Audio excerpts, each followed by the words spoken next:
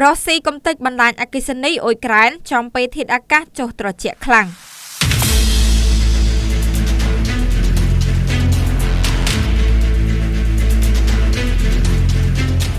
រ៉ូស៊ីសម្រុកវាយប្រហារបណ្ដាញអគ្គិសនីអ៊ុយក្រែនចំពេលធាតុអាកាសចុះត្រជាក់ខ្លាំងខណៈការចរចាសន្តិភាពហាក់នៅឆ្ងាយក្រុមហ៊ុនថាមពលអ៊ុយក្រែន Ukrenergo អះអាងតាមប្រព័ន្ធ Telegram ថារ៉ូស៊ីកាលពីព្រឹកថ្ងៃទី 7 ខែកុម្ភៈឆ្នាំ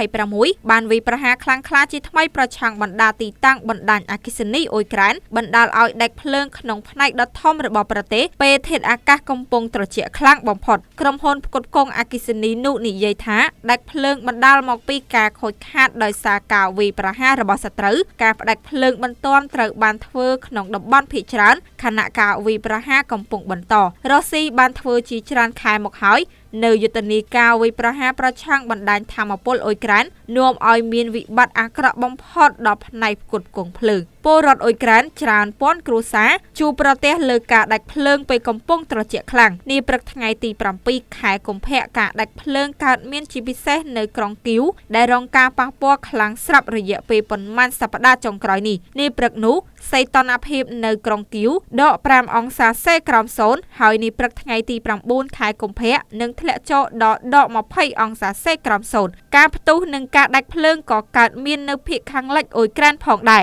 ការវាយប្រហារថ្មីរបស់រុស្ស៊ីកើតមានក្រោយពីមានការបាញ់ប្រហារនៅក្រុងមូស្គូបណ្ដាលឲ្យរបួសអ្នកទទួលខុសត្រូវជាន់ខ្ពស់ខាងផ្នែកស៊ើបការយោធារុស្ស៊ីមួយរូបឧត្តមសេនីយ៍ Vladimir Alexiev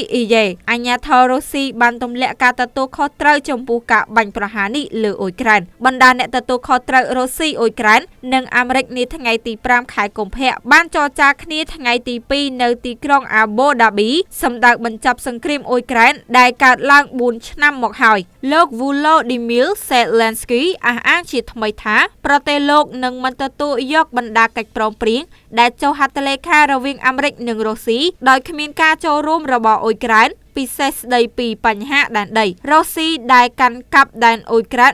20% ចង់ត្រួតត្រាទាំងស្រុងតំបន់ Donbas ភាគខាងកើតប្រទេសនោះនិងឲ្យអ៊ុយក្រែនដកទ័ពចេញពីបណ្ដាកន្លែងដែលខ្លួននៅត្រួតត្រាក្នុងតំបន់នោះនៅឡើយលោកថាការទាមទារនេះមិនអាចទទួលយកបានឡើយសម្រាប់ក្រុងគីវទោះបីយ៉ាងណាវិមានក្រមឡើងអះអាងរួចហើយនាថ្ងៃទី 4 ខែកុម្ភៈថាបើដរាបណារបបក្រុងគីវពុំធ្វើសេចក្តីសម្រេចសមស្របទេនោះប្រតិបត្តិការយោធាពិសេសនឹងបន្តទៀតនាពេលថ្មីៗនេះវិមានក្រមឡាំធ្លាប់អះអាងថាលក្ខខណ្ឌសំខាន់បំផុតមួយក្នុងចំណោមលក្ខខណ្ឌទាំងអស់ដើម្បីបញ្ចប់ជម្លោះគឺកងទ័ពអ៊ុយក្រែនត្រូវដកចេញទាំងអស់ពីបណ្ដាតំបន់ដែលខ្លួនបន្តឈរជើងនៅ Donbas ភាគខាងកើតអ៊ុយក្រែន